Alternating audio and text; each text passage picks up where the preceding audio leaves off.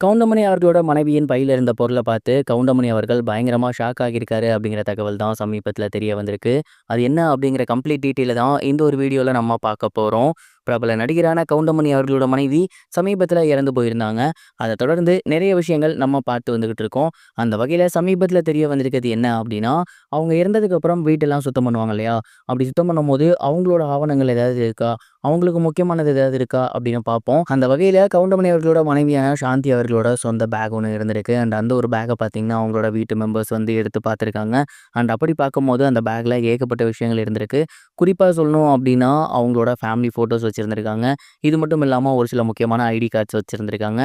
அதெல்லாம் தாண்டி கவுண்டமணியும் அவங்களும் இருக்க மாதிரியான ஃபோட்டோ ஒண்ணு இருந்திருக்கு. இதுக்கும் மேலேயும் அதில பார்த்தீங்கன்னா, பயங்கர ஷாக்கிங்கான ஒரு விஷயம் இருந்திருக்கு. அது என்ன அப்படின்னா, அவங்களோட கல்யாண பத்திரிகை இருந்திருக்கு. யாரோட கல்யாண பத்திரிக்கைப்பா அப்படிங்கிற மாரி கேட்டீங்கன்னா, கவுண்டமணி அவர்களும் இவங்களுக்கும் கல்யாணம் ஆகிருந்துச்சு இல்லையா? அந்த ஒரு கல்யாண பத்திரிக்கை அதில இருந்திருக்கு. கவுண்டமணி அவர்களுக்கும் சரி, சாந்தி அவர்களுக்கும் சரி கல்யாணமாகி கிட்டத்தட்ட பல வருஷங்களுக்கு மேல ஆகுது. இன்னும் குறிப்பா சொல்லணும்னா 40, 45 வருஷத்துக்கு மேல இருக்கும்.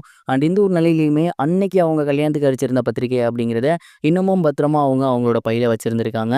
அது மட்டும் இல்லாம அந்த ஒரு பத்திரிக்கையை எடுத்து கவுண்டமணி அவர்கள் பார்த்திருக்காரு.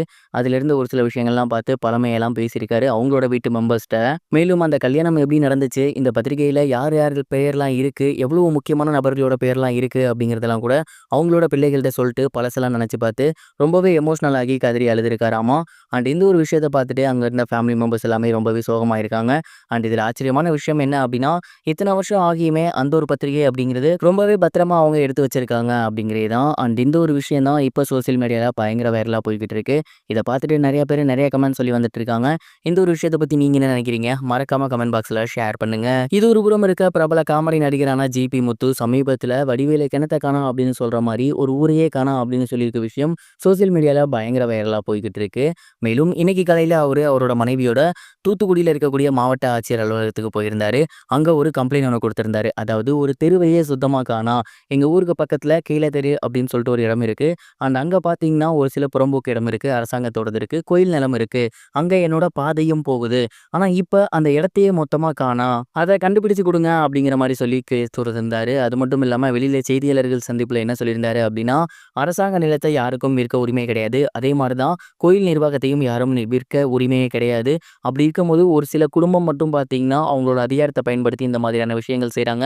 ஒரு தனிப்பட்ட நபர் மேல இருக்க பகைய கூட இந்த விஷயத்துல யூஸ் பண்றாங்க. இது அரசாங்கம் தான் தலையிட்டு நல்ல முடிவு எடுத்து குடுக்கணும் அப்படிங்கிற மாரி சொல்லியிருந்தாரு.